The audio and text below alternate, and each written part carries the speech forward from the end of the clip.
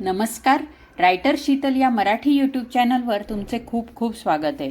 मित्रांनो, एक जून ओलांडला की पूर्ण दिवाळी अंकाची कामं चालू होतात. तर आताही अनेक दिवाळी अंकासाठी साहित्य मागवण्याचे आवाहन सगळीकडून केले जात आहे. तर आजच्या व्हिडिओमध्ये मी असे अनेक दिवाळी अंकाची माहिती सांगणार आहे ज्याच्यासाठी तुम्हाला साहित्य पाठवायचं आहे. त्यामुळे हा व्हिडिओ मोठा होणार आहे हे लक्षात ठेवा. वेळ काढून व्हिडिओ बघा आणि तुमच्यासोबत एक वही पेनही घेऊन ठेवा, म्हणजे महत्त्वाच्या तारखा किंवा महत्त्वाच्या गोष्टी याची नोंद तुम्हाला करता येईल. यासोबतच आपला writer Sheetal WhatsApp channel join करायला विसरू नका, म्हणजे काही महत्त्वाचे अपडेट असतील तर तिथे मी देत असते. प्रत्येक गोष्टीचा व्हिडिओ करायला जमत नाही, सो त्याच्यावर मी माहिती देत असते. सो तिथेही तुम्ही जॉईन करून ठेवा. व्हॉट्सअप चॅनलची लिंक ही आपल्या चॅनलच्या डिस्क्रिप्शन बॉक्समध्ये दिलेली असते.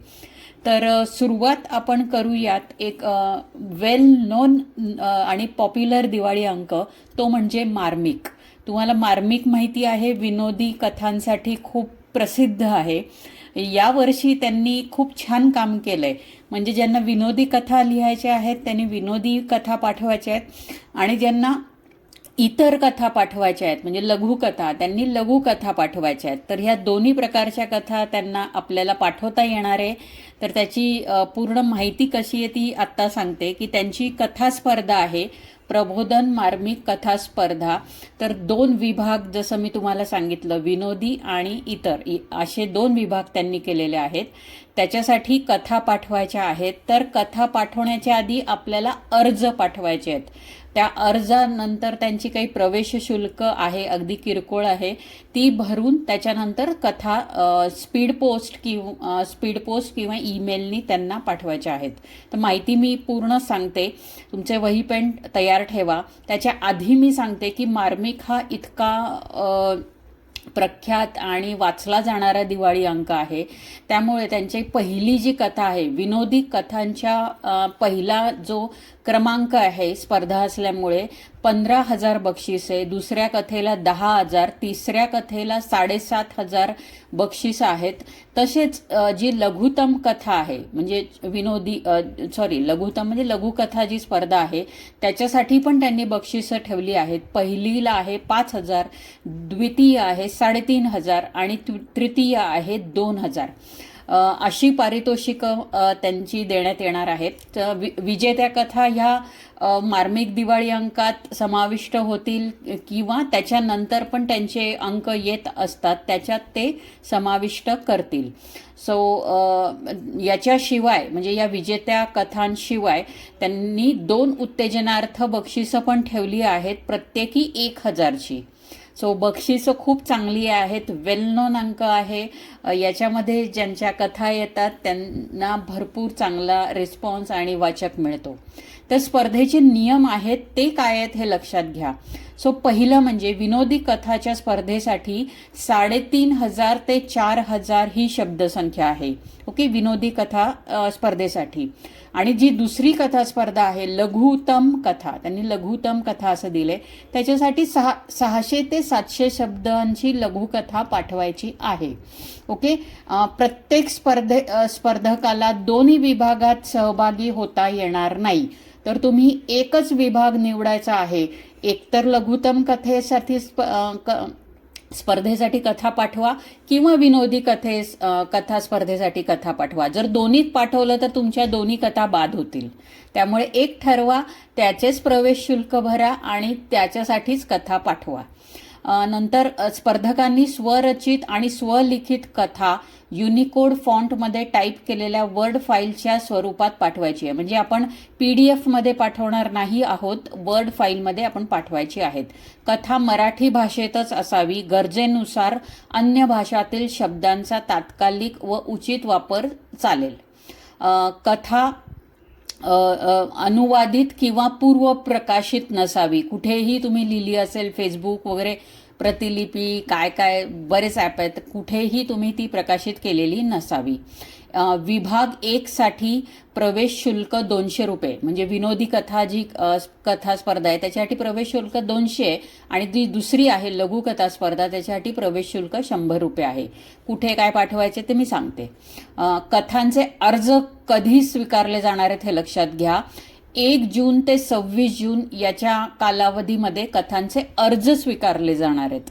म्हणजे जे आपल्याला अर्ज करायचे आहेत त्याची माहिती सांगतेच मी. ते अर्ज 1 ते 26 जूनपर्यंत स्वीकारायचे, आणि कथा पाठवायची अंतिम तारीख आहे 7 जुलै 2026.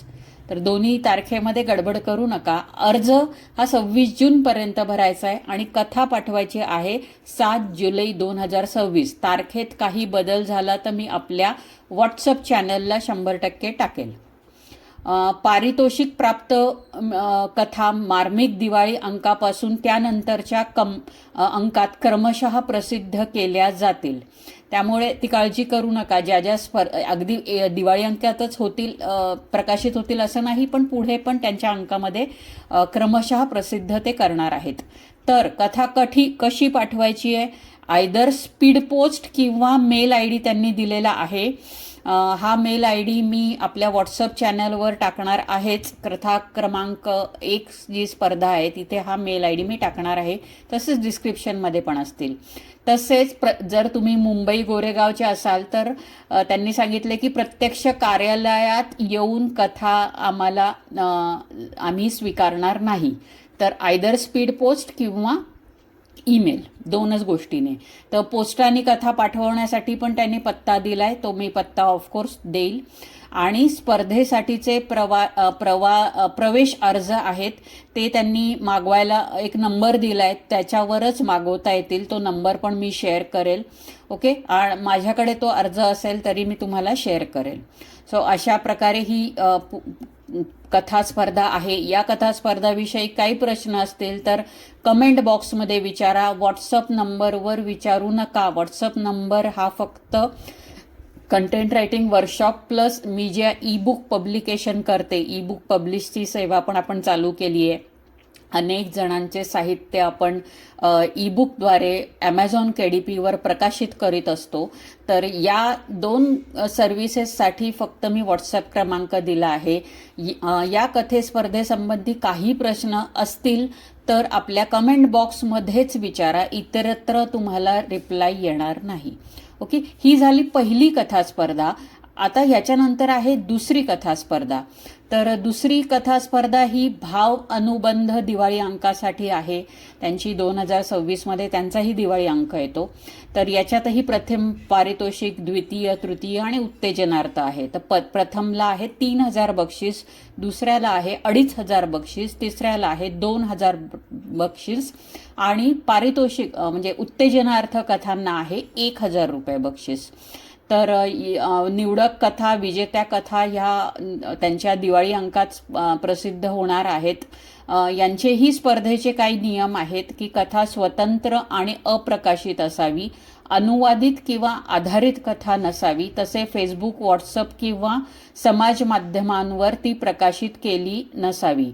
आणि या स्पर्धेमधील पूर्वीच्या बक्षीस पात्र स्पर्धकांनी कृपया कथा पाठवू नये. म्हणजे समजा तुम्ही 2020, 22, 25 पर्यंत काही याच दिवाळी अंकासाठी जर स्पर्धामध्ये तुम्ही जिंकला असाल तर पुन्हा कथा पाठवू नये असं त्यांचं आवाहन आहे. दरवर्षी मी दिवाळी अंकासाठीचे व्हिडिओ पब्लिश करत असते, त्यामुळे अनेक जण कथा पाठवत असतात. सो तुम्ही जर ऑलरेडी या अंकासाठी जिंकला असाल तर परत पाठवू नका असं त्यांनी सांगितलं. आता कथेचा विषय कुठला आहे, मागच्या कथेसाठी पण आणि मागच्या कथे स्पर्धेसाठी किंवा या कथे स्पर्धेसाठी पण सांगते, कुठल्याही विषयाचे बंधन नाही. कुठल्याही विषयावर तुम्ही कथा लिहू शकता. फक्त कथा अभिरुचीपूर्ण असणे अपेक्षित आहे. ओके, सो दोन्ही या स्पर्धेसाठी तुम्ही कुठल्याही कथा विषयावर लिहू शकता. फक्त कोणाची बदनामी होईल किंवा प्रक्षोभक विषय असणाऱ्या कथा पाठवू नका. तर ह्या कथा कशा पाठवायच्या आहेत, कम्प्युटरवर युनिकोडमध्ये टाईप करून PDF किंवा वर्ड फाईल स्वरूपात पाठवायच्या आहेत. तर ह्या दुसऱ्या कथे स्पर्धेसाठी तुम्ही वर्डमध्ये पण पाठवू शकता किंवा PDF मध्ये पण पाठवू शकता. ईमेल ID वगैरे दिलेला आहे, तो मी डिस्क्रिप्शन आणि व्हॉट्सअप चॅनलवर देणार आहे. शब्द मर्यादा आहे 2 ते 2,500. ओके, 2 ते 2,500 शब्दांमध्येच तुम्हाला कथा लिहायची आहे. शेवटची तारीख 15 जून. तर ऑलमोस्ट एकच आठवडा राहिलेला आहे. एक आठवडा नाही, 4-5 दिवस राहिले. तर त्याच्यामध्येच तुम्हाला कथा पाठवायची आहे. तर तुम्ही कुठली लिहून ठेवली असेल तर पाठवा. कथेसोबत काय पाठवायचं आहे, नाव, पत्ता, मोबाईल नंबर. सो कुठल्याही स्पर्धेबरोबर ना तुम्ही तुमचं नाव, पत्ता आणि मोबाईल नंबर पाठवणे बंधनकारकच आहे. मी प्रत्येक वेळेला सांगेलच असं नाही, पण तुम्ही ते लिहून पाठवा. या स्पर्धेविषयी कोणाला काही प्रश्न असेल तर आपल्या कमेंट बॉक्समध्ये विचारा. तर ही झाली दुसरी कथा. त्याच्यानंतरची जी स्पर्धा आहे ती आहे ओके, दिवे लागण दिवाळी अंक स्पर्धा 2026. तो हा पण दिवाळी अंक येतो. तर यांची स्पर्धा आहे. या कथा स्पर्धेसाठी त्यांनी विषय दिलेला आहे. म्हणजे इतर कुठल्याही कथा स्पर्धेसाठी मी तुम्हाला विषय सांगितला नाही, पण या कथा स्पर्धेसाठी तुम्हाला विषय आहे आणि विषय आहे विस्थापन. ओके, आजच्या बदलत्या जगात विस्थापन ही संकल्पना केवळ गाव किंवा देश सोडण्यापुरती मर्यादित राहिलेली नाही. माणूस मानसिक, सामाजिक, सांस्कृतिक, व्यावसायिक, तांत्रिक पातळीवरही सतत विस्थापित होत आहे. या विविध पैलूंना स्पर्श करणाऱ्या संवेदनशील, वास्तववादी आणि वैचारिक कथा त्यांना हव्या आहेत. विषयाचे काही पैलू: मानसिक विस्थापन, शिक्षण, नोकरी, उद्योग यासाठी गाव, शहर किंवा परदेशात होणारे विस्थापन, धर्मांतरामुळे होणारे विस्थापन, पिढ्यांमधील विस्थापन, आजी आजोबा विरुद्ध नवे तंत्रज्ञान, संस्कृतीमधील बदल, ओळखीचे विस्थापन, रोबोटिक्स आणि AI मुळे मानवांचे कामांमधून होणारे विस्थापन. ओके, सो या आधुनिक जीवनशैलीमुळे नातेसंबंधातील विस्थापन, तसेच विस्थापन या विषयाशी निगडीत इतर कोणत्याही पैलूवर तुम्ही कथा लिहू शकता. स्पर्धेचे नियम: 1500 ते 5000 शब्द मर्यादा आहे. कथा गुगल इनपुट किंवा युनिकोड मराठीत टाईप केलेली असावी. कथा स्वलिखित लिहिलेली असावी. AIचा वापरून कथा लिहू नये. आपण लिहिलेली कथा पूर्व प्रकाशित नसावी. स्पर्धेसाठी एकदा कथा पाठवल्यावर अंक प्रकाशित होईपर्यंत ती इतरत्र कुठेही प्रकाशित करू नये. मराठीत लिहायची आहे.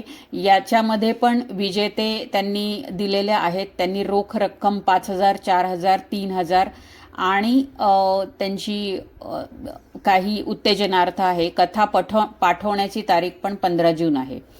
तर याचा पण ईमेल ID आणि जे काही डिटेल्स असेल ते मी खाली देऊन टाकेल. सो ही झाली पुढची कथा स्पर्धा.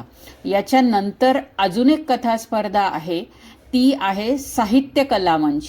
तर या यूट्यूब चॅनेलवर फक्त महाराष्ट्रातलेच मराठी लेखक आहेत असे नव्हे, तर महाराष्ट्राबाहेरचेही लेखक असणार आहेत.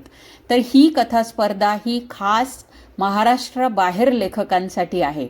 त्यामुळे जे महाराष्ट्राबाहेरचे जे लेखक आहेत त्यांनीच या कथे स्पर्धेमध्ये सहभागी व्हावं हे लक्षात घ्या. तर ही कथा स्पर्धा आहे साहित्य कला मंच. दिवाळी विशेषांक वर्ष 6वे आहे त्यांचे.